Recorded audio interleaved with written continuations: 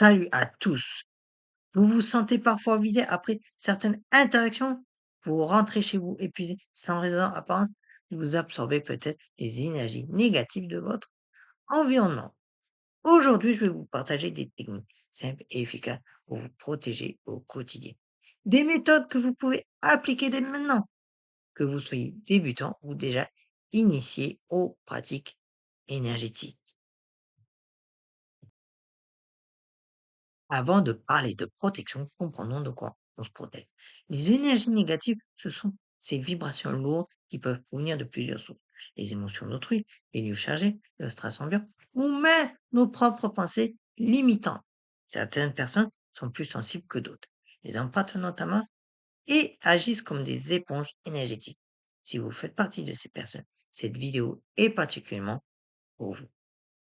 Les signes que vous absorbez des énergies négatives sont une fatigue inexpliquée, une irritabilité soudaine, une sensation de lourdeur, des difficultés à vous concentrer ou même des maux physiques sans cause médicale. Évidemment que je ne dis pas que toutes les causes physiques dont on ne trouve pas de source médicale est forcément obligatoirement dans ce cas de figure. Hein.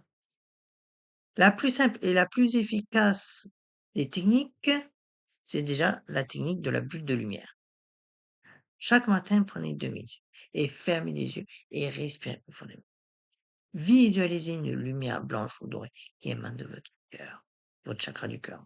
Cette lumière grandit et vous enveloppe complètement, créant une bulle protectrice. Affirmez mentalement, je suis protégé. Seules les énergies positives peuvent me toucher. Refaites-le avant d'entrer dans un lieu chargé ou avant une interaction difficile. La deuxième technique, c'est l'ancrage.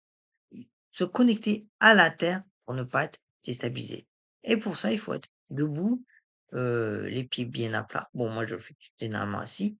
Imaginez des racines partant de vos pieds et s'enfonçant profondément dans la terre. Sentez la stabilité et la force de la terre vous soutenir. Les énergies négatives glissent le long de ces racines et se transforment. La troisième technique, c'est le sel. Le sel est un purificateur puissant. Un bain de sel d'Epsom ou de mer le soir pour nettoyer votre aura, ou même du sel dans les coins de votre maison pour absorber les énergies lourdes, ou même, encore mieux, une pincée de sel dans votre poche lors de déplacements. Maintenant, on va parler des cristaux protecteurs. Bon, il y en a plein, mais on va voir déjà quelques-uns. Il y a déjà la tourmaline, la reine de la protection. Elle absorbe les énergies négatives. Il y a aussi l'obsidienne, un bouclier puissant contre les attaques psychiques. Il y a aussi la labradorite. Elle protège particulièrement les thérapeutes et les empathes. Il y a aussi l'œil du tigre. Elle repousse les mauvaises intentions. Portez-les sur vous, placez-les dans votre espace de vie et purifiez-les régulièrement.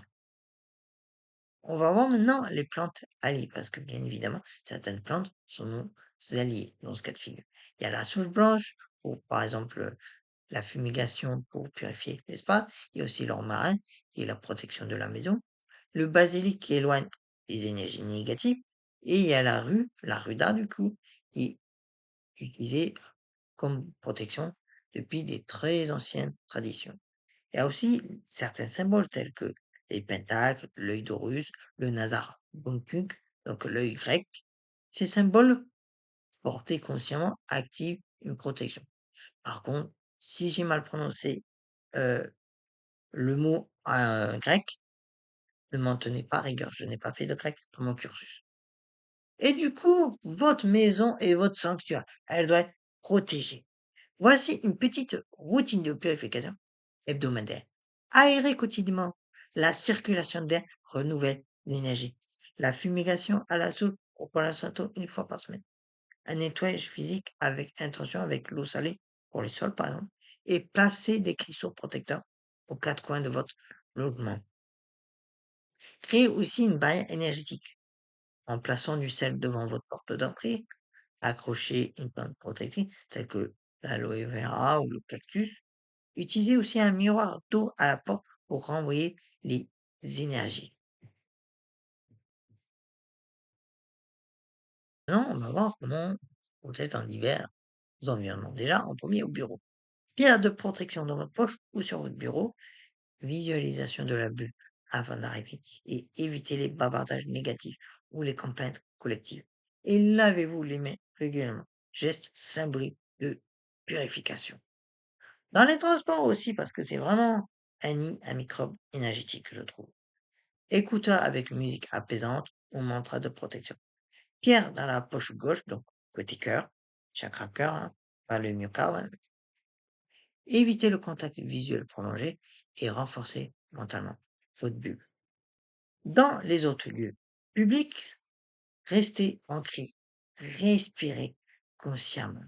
Imaginez un miroir autour de vous qui renvoie les énergies. Ne traînez pas inutilement dans les lieux chargés aussi.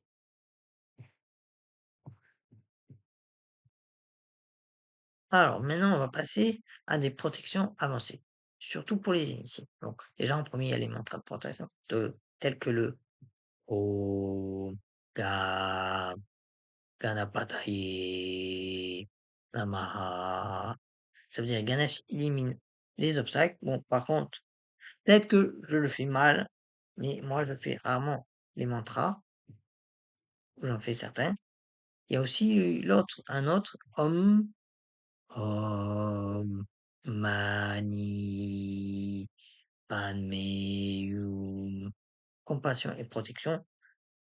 Si vous voulez, je vous écrirai les mantras dans la description, ou tout simplement créez votre propre mantra personnel et répétez-les 108 fois ou en boucle dans les situations difficiles. D'ailleurs, les moines tibétains, il me semble qu'ils répètent 108 fois les mantras qu'ils récitent. Et il y a aussi les éléments qui protègent, mais ils protègent différemment.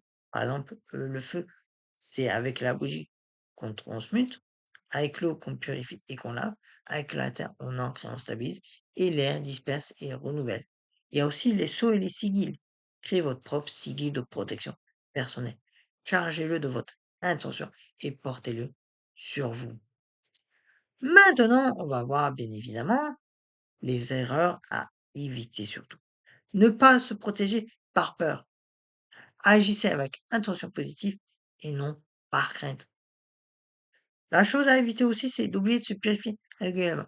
Les protections se chargent et doivent être nettoyées. Il faut éviter aussi de s'isoler complètement. La protection n'est pas une forteresse. Vous devez rester ouvert aux belles énergies. Là, la nouvelle chose à éviter, c'est de négliger sa propre énergie. Votre état intérieur est votre première protection. La meilleure protection, c'est votre propre vibration élevée. Cultivez la joie, la gratitude, l'amour.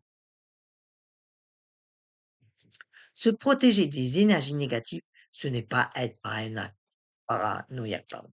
C'est prendre soin de soi. C'est une hygiène énergétique aussi importante que l'hygiène physique. Comment c'est simple?